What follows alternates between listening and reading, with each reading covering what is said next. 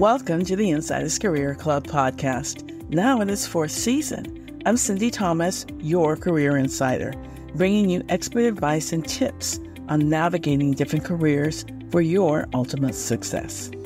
Now, did you know that we've been recognized as one of the top 25 job search podcasts by FeedSpot? But we're more than just job search tips.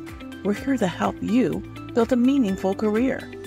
With over 25 years of experience in HR and talent acquisition, I'm here to guide you through this ever-changing job market. Whether you're in a job search, facing a possible layoff, or simply looking to transition to a new career, my specialized career programs can help you strategize and plan for your success. Get ready for a fantastic podcast ahead. And remember, our Resume RX, Interview Excellence Training, Offer Negotiation Bootcamp, and Career Road Mapping are just a few of my specialized career programs designed to help you thrive in today's competitive job market. Schedule a free assessment call with me at www.insiderscareerclub.com. Let's work together to ensure that you're prepared for whatever comes next. Hey Insiders, today's guest is Margarita Yang. You may already know her. She's the definitive voice in millennial finance. She specializes in strategies for beating today's tough economic challenges. And she's got more than 1 million views on YouTube. Her witty approach to tough talk sets her apart from the crowd. She delivers foolproof advice for real-world challenges. And she gives tips focusing on practical steps to improve finances. Her new award-winning best-selling book, The 5-Day Job Search, helps young professionals get out of student loan debt while finding the ideal job. Hang on there, Insiders.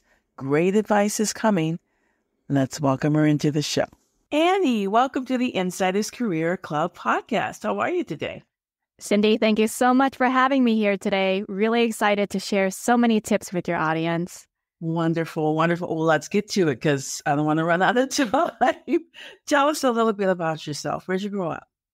I grew up in Brooklyn, New York. I'm actually an Asian American born to Chinese working class immigrants. And growing up, we didn't have a lot of money.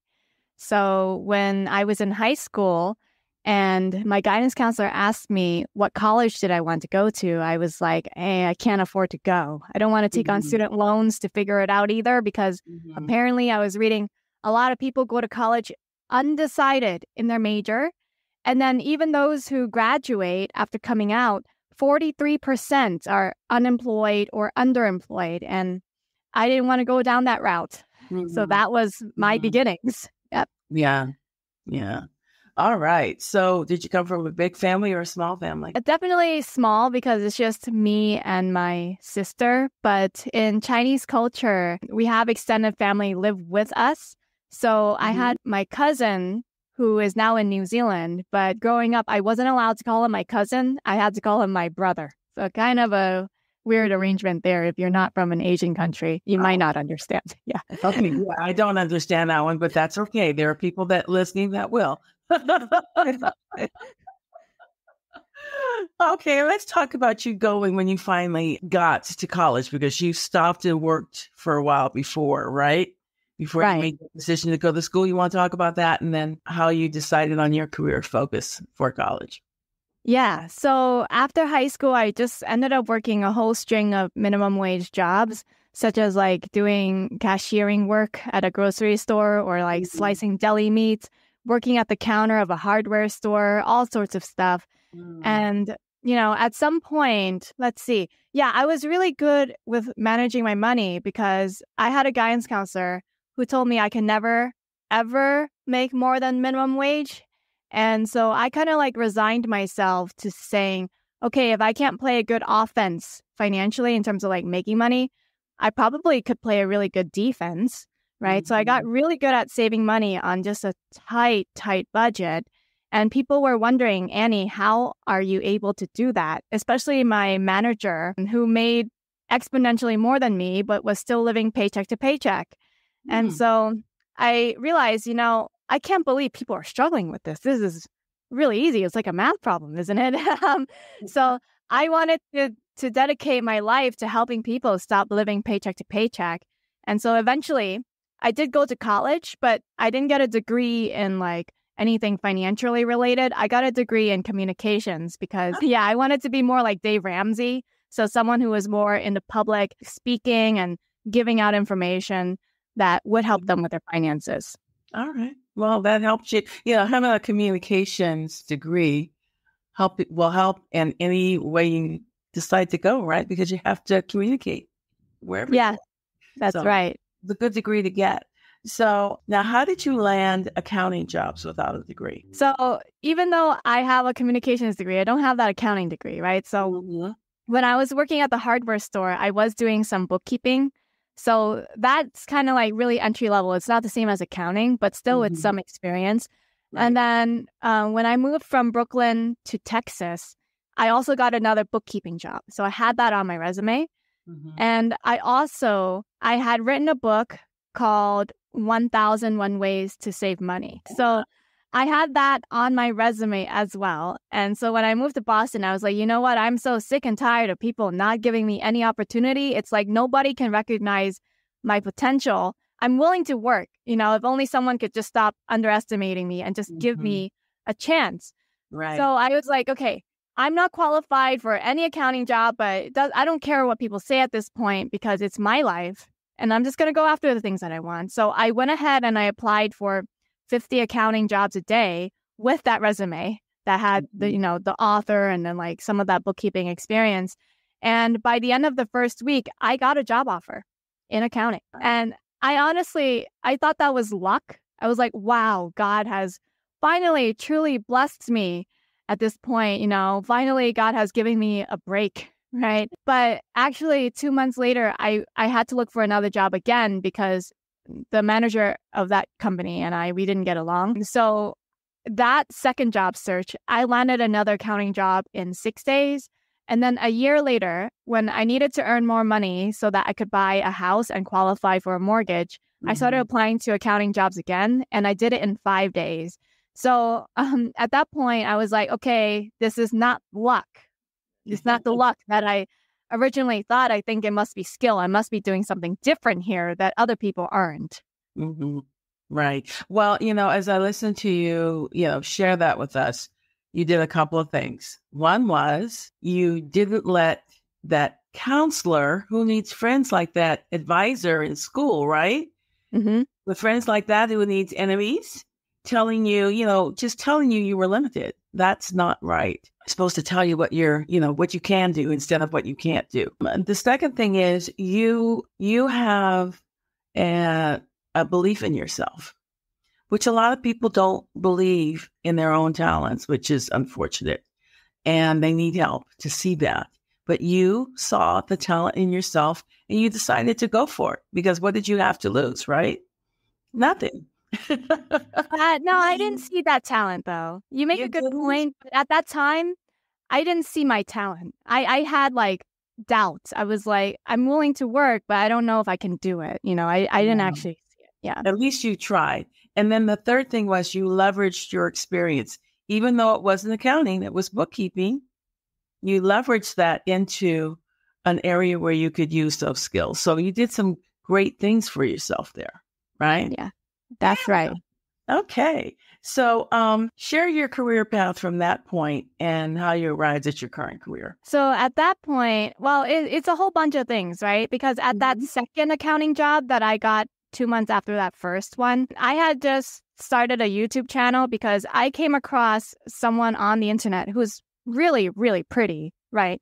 But she was talking about, her $100,000 in student loan debt. And she was like, guys, I can't figure out how to pay it off. This has been following me for years. And someone told me I should consolidate my loans and do this, blah, blah, blah.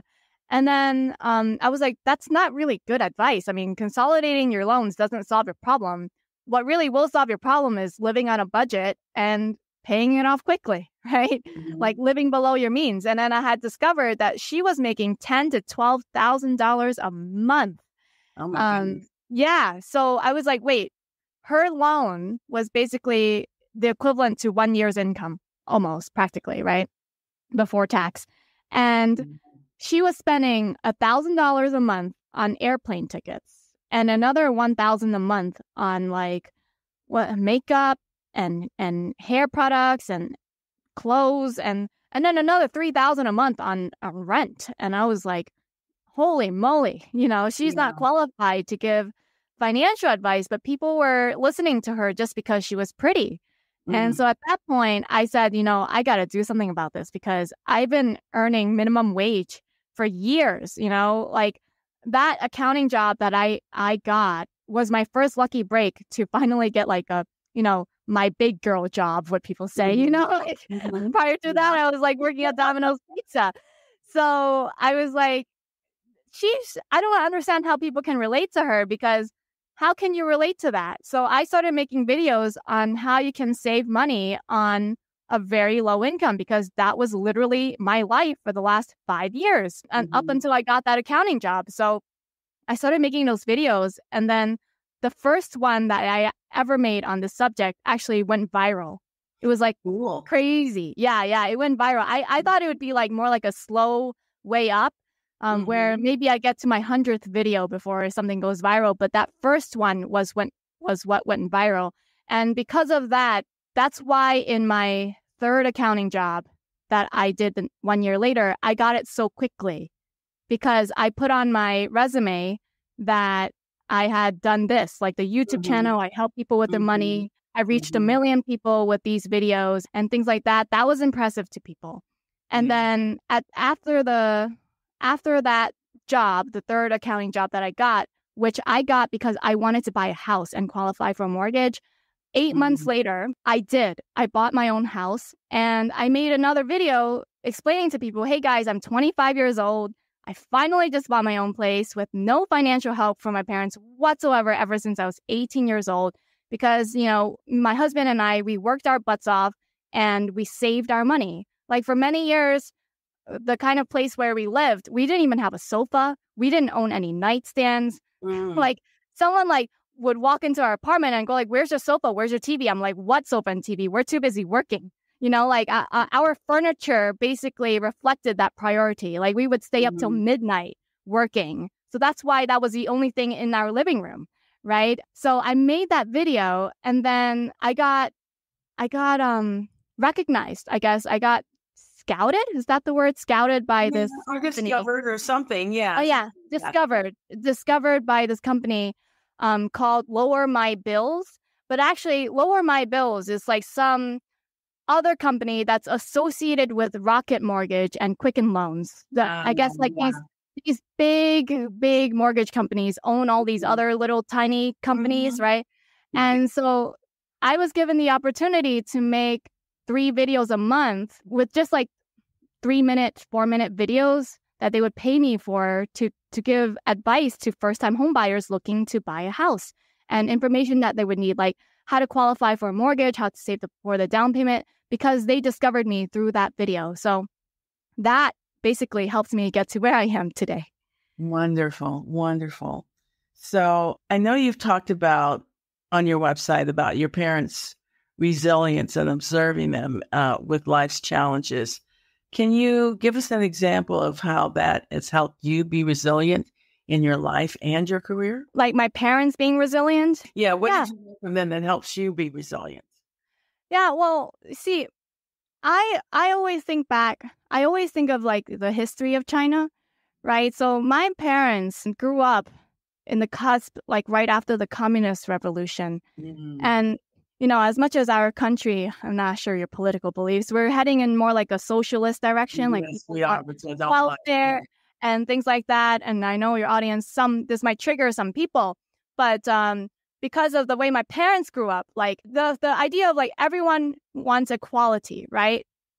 Fair, equal for everyone. We want equity for everyone. Well, what did that mean in China? It meant like, well, everyone gets the same food coupons, like everyone gets the same amount of meat. You don't get money to buy food. You get like this little coupon where everyone gets a certain pounds of meat, certain types of meat. You want vegetables, everyone gets the same amount of vegetables. Everyone gets the same amount of rice. So everything has to be equal, basically. And my mom would often tell me that growing up, she didn't even have cookies. Like something we take for granted. We go into the grocery store, we want to buy America's favorite cookie, the Oreo, right? You can't. My mom would dream about eating cookies, and she would actually save them under her pillow in the dream. And she would wake up and she'd be like, "Where are my cookies?" Yeah. So that was my parents' upbringing. And they would always share this stuff with me. Like, for example, in terms of my dad was really, really smart. I definitely got my intelligence from him. But I didn't find out till much later, even after I finished college. I was like, I don't understand this obsession with college in the United States where, like everyone wants to get into the most prestigious schools. Whereas my father, for 17 years in China, no one could go to university. Wow. No, Yeah. I didn't know that. Not because this is about equality for everyone, right? So it's either everyone can have it or everyone cannot. Well, of course, not everyone can go to college, right? So nobody can go to college. Therefore, they abolished this like national entrance exam for college. And for 17 years, I think from 1960 to 1977, not a single person was allowed to go to college. And for the people in 1960, before this came out, who were already in college, their studies were suspended permanently. And so when it got reinstated in 1977 and my dad was a high school senior, we have like 17 years worth of people trying to qualify for this entrance exam, basically fighting to go to college. Yeah. So I think of this and I'm like, wow, I'm just so grateful for the opportunity that I have in the United States where if I can work hard, any opportunity someone gives me, if I really just want to put in my time and my effort, and I don't complain that I'm underpaid. I never complain about being underpaid. I'm just so grateful someone's willing to pay me money to work. If I can save my money and set it aside, then I can build my wealth. I can buy as many cookies as I want. And I can go to any school that I want as well. Just the fact that we have the opportunity to go to school is a great thing. It's expensive, but at the very least, the opportunity to go is even there, Yeah, exactly. Yeah. So tell us how you've come up with okay, let me start again. Yeah. You describe yourself as a money saving guru, right? I've heard that thing from you, and we talked about the over 1 million views on YouTube for your video about saving money. Can you share some of those cash saving tips with us? Just one or two. Yeah. The first one this is so simple and so basic. And if you Google it, you'll always see it come up. It's always the pay yourself first rule. So basically, every time your paycheck gets direct deposited into your bank account, 10% or more, I recommend at least 10%, but maybe 20% would be nicer, 30% even if you can manage that, should go into a separate savings account that you just simply don't touch. It seemed really basic to me, but actually when my husband and we first got married and I combined our finances, I was like, okay, I'm combining our finances. So now everything goes into one pot. How much money do you have in savings? And he was like, what's that? He didn't even have a savings account. Like this concept of savings was, okay, let's say if I get $1,000 from my paycheck, I spend whatever I need to spend it on before my next paycheck comes, then the amount of money that's left in my account is my savings. So if you had 150 left, that's my savings, Annie. And then I was like, yeah, no, savings is something you accumulate over time. It's something you set aside for your future. It's not simply what's left in your checking account. And the second tip is basically everything you buy, you research. So like, if you're gonna go buy toilet paper, for example, you don't just pick up Charmin, right? You should actually look at the price and look, how much is it per square foot, right? Calculate it out before you decide which brand to buy. Some people argue with me that I always get Scott's single-ply toilet paper and that it's not soft on the butt, right? But you're literally flushing this down the toilet. So what I like to do is anything disposable, I really do like to calculate the lowest per unit price for something. And I think that makes a huge difference in someone's ability to save money. Just the mere fact that you're comparing prices before you decide to buy. Yeah. Yeah. And there is so much frivolous spending that people don't even realize that they do. Like the Starbucks folks, people that go and pay for expensive coffee every day, they're not thinking about the money that they're spending on that. And my philosophy is not that I have a lot of money, but I try to manage what I have. Is anything I can do for myself, I do. So I don't go get manicures. I do those myself. That. It was like, I don't know, somebody gave me a manicure for my birthday. And it's like, oh, this is my first manicure. They're like, oh my gosh. I cannot believe, like, I got my first manicure last year because I was like, okay, I'm going to treat myself this one time. Mm-hmm. And I did not know a manicure is like $30 to $40. Yeah. I was beyond shocked. I was like, literally, the bottle of nail polish is only $3. Yeah. So we have to think about how you're spending your money, and is there a better way to do it? And it's not really a necessity, Okay. So as a millennial yourself, you talked about how hard it has become for young people to get out of student debt, because a lot of them, as you were saying, they came out of school and you're expecting to be able to get a job, and there were none. Or the jobs that they were getting were all contracts, so they had no benefits. They had to pay for everything out of pocket themselves. So let's discuss what listeners can do to lessen their student debt. So I can share with you that. Okay. You're young, all right? And honestly, I feel like someone first coming out of college, you have to understand you need to put in your hours. Mm-hmm. Like, even if you have to work like 3 part-time jobs just to make it work, and even if only one of those jobs were related to the major that you studied in college, do it, Mm-hmm. Because when I first came out of college, now thank God I didn't have student loans, right? Because mm-hmm. I'm really worried mm-hmm. about money. Like when I first came out of college and I was working multiple like minimum wage jobs, I had 5 part-time jobs. Like wow. Literally 7 days a week I worked. I didn't take a day off. And I would work, like some days I would work like 3 part-time jobs in one day. So like 8 a.m. to 12 p.m., job number 1. Then 1 p.m. to 5 p.m., job number 2. Then 6 p.m. to 10 p.m., job number 3. Like there were so many days where I had to do that. And if there was a weekend when I didn't get a full 8 hours, I would head over to my friend's garage sale and help him out with that, to make some extra money, or like do some odd jobs, like helping someone do their laundry or washing the dishes, right? Okay. And at first I was like, you know what, this is so unfair. Why do I have to do this? But my friend's father basically sat me down and said, Annie, we all have to meet a quota in life. So, everyone needs to meet their work quota, whatever the amount is. Do you want to meet it when you're young? Or do you want to meet it when you're old, when you can't physically work anymore? Right now you're young. You're able to put in these hours. So do you want to enjoy and play now? Or do you want to play later and enjoy your future years? And I was like, yeah, I definitely want to enjoy my 50s and my 60s. So I didn't complain about working 5 part-time jobs. I was like, I'm young, I'm healthy.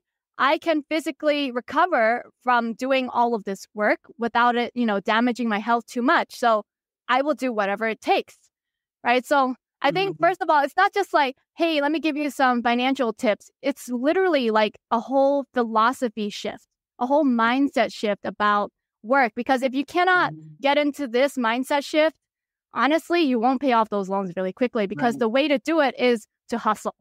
There's no other way. Yeah, exactly. And I don't even know if they do this. I remember when I was in school, I went to school to be a teacher. And so getting out of college, I had a part-time job teaching, and that allowed me to write off a certain amount of my student debt, right?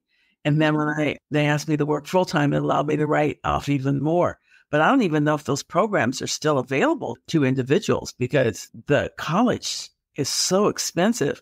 My sister paid for my niece's college, and it was, you talk about $38,000 a year. That's, in debt. That's how much it was, close to that for a year, because she, went away to school, and it was one of those kind of prestigious schools. And so she's living on campus and all of the expenses with that. So yeah, it's just so expensive. And I do feel for folks coming out of school, not being able to pay their debts. So good advice. But the whole idea of changing your mindset, you got to change your mindset. And I'm really pleased for you that your friend's father told you from a perspective of someone that is older, work now so that you don't have to work later. And because there are things that you can control that. There are things you can't control, like the 9% inflation that we all have been dealing with this last year and a half or so. These crazy inflation rates where I normally don't look too much now at prices in supermarkets. I'm looking more now. But simple things like mayonnaise that used to be like $4.99, $5.99. It's close to $9 in California. I mean, it's just crazy. It's crazy. So, yeah, I went to the nuts. grocery store yesterday. 1.5 eggs cost $6. Yeah. I went home and I was like telling my husband, I was like, can you believe this box of eggs was $6? I remember 2 years ago, I was paying only $4 for this. Yeah. Yeah, that was not a 9% increase on those eggs. That's more like a 50% increase. Yeah. They must calculate it overall, but still, it's so nuts. And yes, we do our best here to save money and get the best for our buck. So we do a lot of shopping at Costco where it's cheaper and work everything else in. But yeah, it's nuts. Let's talk about personal branding because that's important too.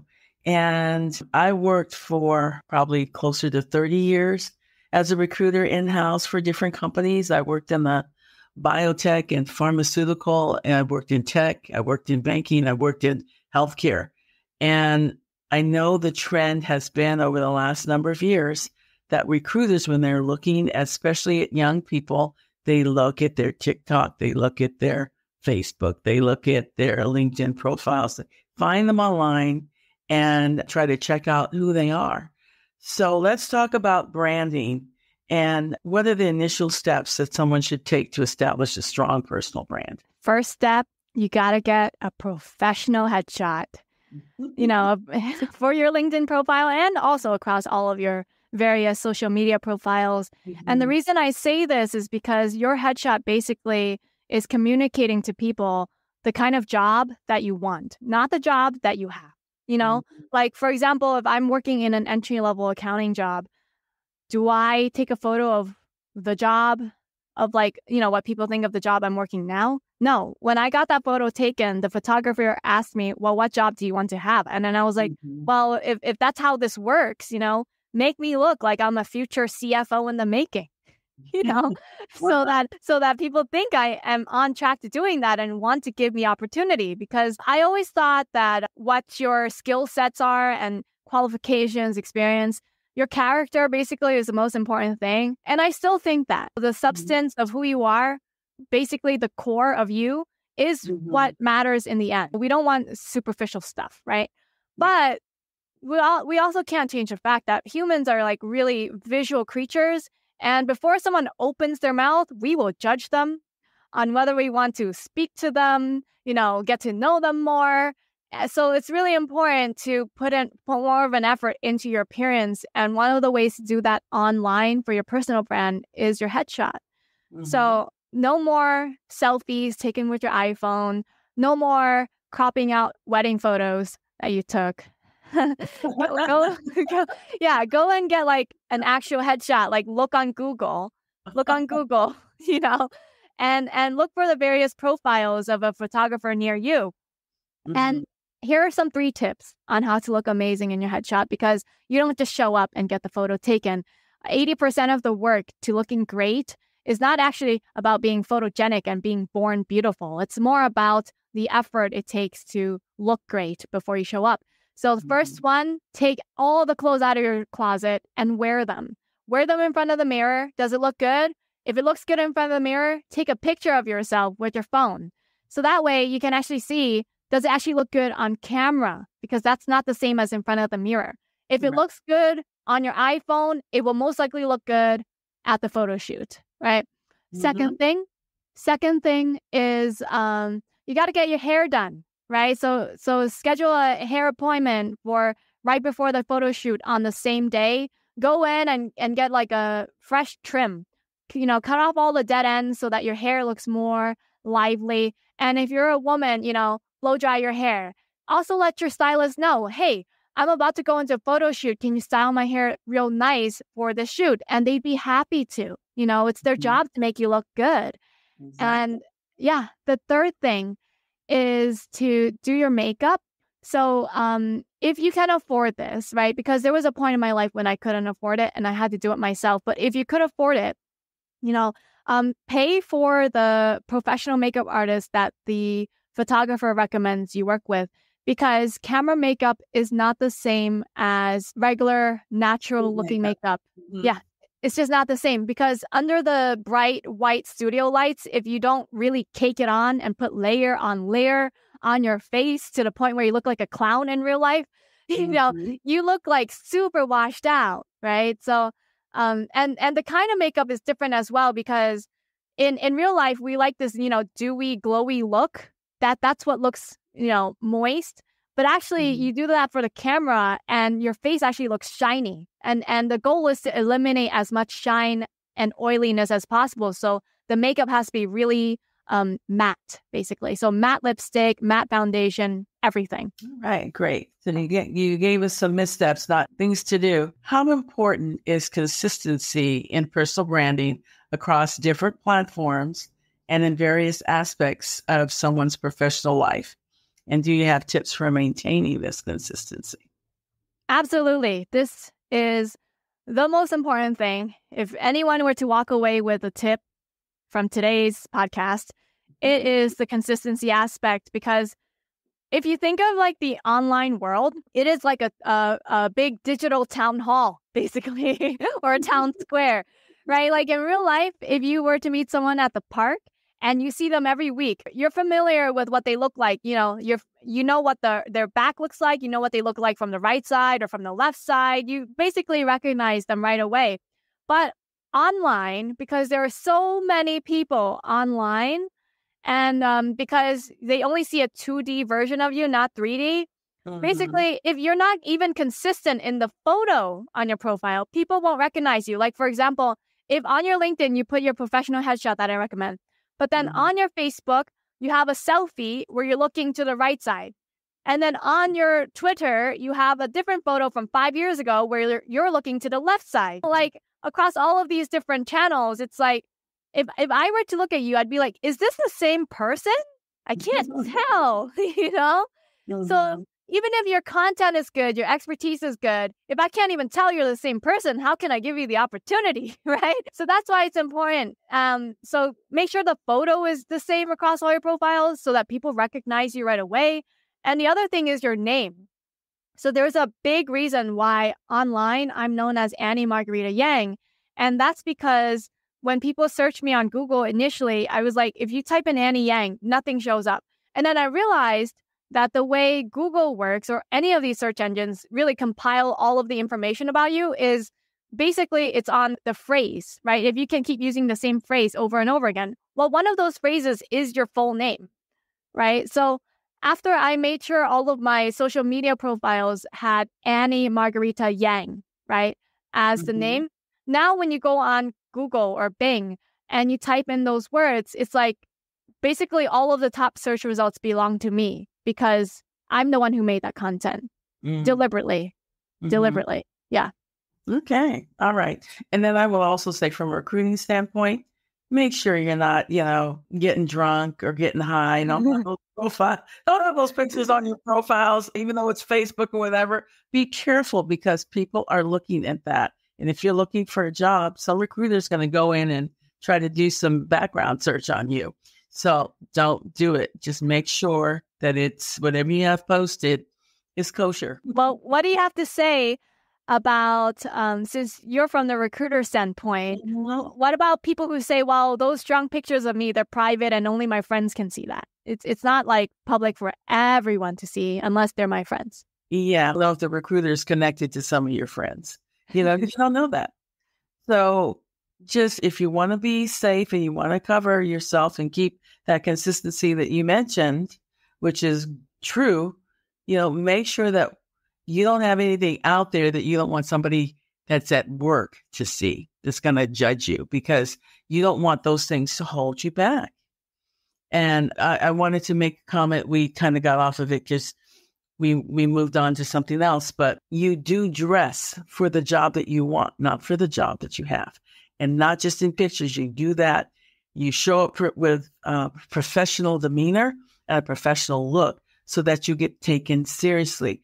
Because as a young person going into a role, you have to overcome, you have to prove yourself, and you want to be on equal footing with your peers. And more than likely, you're going to be working with people that are older than you, even if it's just a few years. So you want to make sure that the people that see you, whether it's your colleagues that are your peers, or it's a manager or your manager's manager, that they look at you and they see a professional person and they go, yeah. And then they hear if you're doing a good job, it just all goes together and it makes opportunities for you. And the bright side of, dressing for the role you want is people, once they see how more attractive looking you are, right?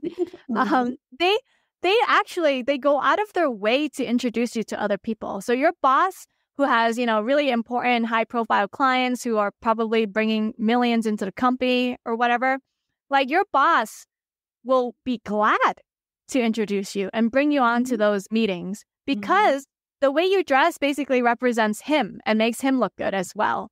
So this is your way to basically expand your network if you put more effort into your appearance as well. That's true. But that's all things, what's the right way to say this? That is in conjunction with you doing a good job. Because if you don't do a good job, if you aren't conscientious, if you aren't doing your work, if you aren't being a team player, you're not going to get the opportunity. So all of it together helps you move forward. Of course. So yeah. I don't want to run out of time. I want to make sure we talk about this. So you're also an author. You mentioned one book. You want to share a little bit about the 2 books you've written and where we can find them? Yeah. So the other book, I've already mentioned the first book, which was the 1,001 Ways to Save Money, which helped me get those accounting jobs. The second book is the one I'm promoting now. It's called The 5-Day Job Search, because so many people are getting laid off. It's like every day you read the news, there's a new company that's announced layoffs.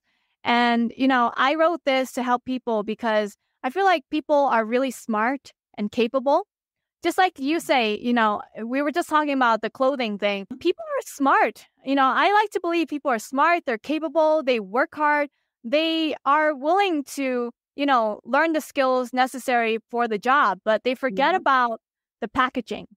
They are a really nice present, but how about we gift wrap you to make you look like, even more attractive, so that once you're presented in front of someone else, it's like, wow, what a pretty gift. I just want to unwrap this bow right here, So it's that same concept. I'm making the assumption that the people here listening to this show, you're already good at what you do, but why are you underpaid? Why are you not recognized? Why are you passed over promotions and someone else gets a job that doesn't do the job as well as you, right? So it's really more about how you can position yourself as an industry expert. So how can you become one of those leading experts in your field? Because those leading experts are the ones that get all the opportunity. Absolutely. They will always make the lion's share of the money. They get recognition, they get opportunity, everything. Everyone wants to talk to them. If those people were to submit a resume for a job application, I'm pretty sure they would get called within a day. Just like what's his name? Sam's. I don't remember his last name. But just over the weekend, the CEO of OpenAI. Yes. Yeah. I don't know his last name. Fired. I forgot. It started with a W. Yeah, I can't remember. And he was just fired. And then I read the news today, and he's already lined up a job with Microsoft. Yeah. Yeah. Well, this goes to show that the expertise that he has, and it's new. You can have an expertise in something that's been around for a while, but have a cutting edge expertise, and that really makes you even more valuable. And that's his story, right? But the whole thing is, I don't know if you heard this morning, the people at ChatGPT want him back. The people that he worked with, the people that reported into him, liked him, and they have risen up and said, Chat GPT is nothing without its people. That's right. So that's a threat for them to, walk out with him. So, he was an excellent manager apparently and knew his stuff. In addition to all the, it's just amazing. But and I'm sorry I cut in with that, but sometimes, you just got to say. No, it's okay. I think you're adding really valuable stuff to the conversation. But yeah, he's a great example of someone who's, I think, personally branded himself. He's also good at what he does. And because he is one of those leading experts in the industry, when he loses his job, he gets another one right away. So people question, is the 5-day job search legit? Can you really land a job in 5 days? I mean, clearly look at this CEO who was just fired. Yeah, no problem getting another job, And that can be you too as well if you're willing to learn how to brand yourself using the advice from the 5-day job search. Right. Okay, great. Well, I know that we've kind of gone over. Normally podcasts are a little shorter, but it was going so well. I didn't want to end it, but tell us how individuals can find you if they want to learn more about you, if they want to buy copies of your book. Give us your website address. Everyone, you guys can follow me by visiting AnnieYangFinancial.com. I highly recommend that you get the 5-day job search book for a limited time only. If you just go on AnnieYangFinancial.com, there's going to be this big orange button on the homepage that says buy my signed copy now, because I am giving away signed copies if you just buy this directly from me. And I have a special offer for you guys. Add that book to your shopping cart and use the coupon code INSIDER, INSIDER, for a 10% off discount on the signed paperback copy. Wonderful, Annie. Well, I appreciate your time. It was a great conversation. Thank you so much for being here. And thank you. Sindy, thank you so much. Thank you for inviting me on. That was a great conversation. It really was. I enjoyed it as much as you did. Okay, Annie. Well, thank you again. And have a good rest of your day. Have a great day. Thanks for tuning in. Your support means the world to us. And if you enjoy this podcast, please consider leaving a positive rating for us on Apple Podcasts. New episodes are released every 2 weeks on the first and third Wednesdays. Your continued support is essential. Keep listening and share these career-changing podcasts with your friends, your family, and your colleagues. Podcasts are also on my website at www.insiderscareerclub.com. And if you need help with your career, sign up for a coaching call with me and get your career back on track. Now, before we go, let's speak victory over you. Your future is bright, and there are exciting opportunities on the way. Stay open and believe that your success is just around the corner. Until next time, take care.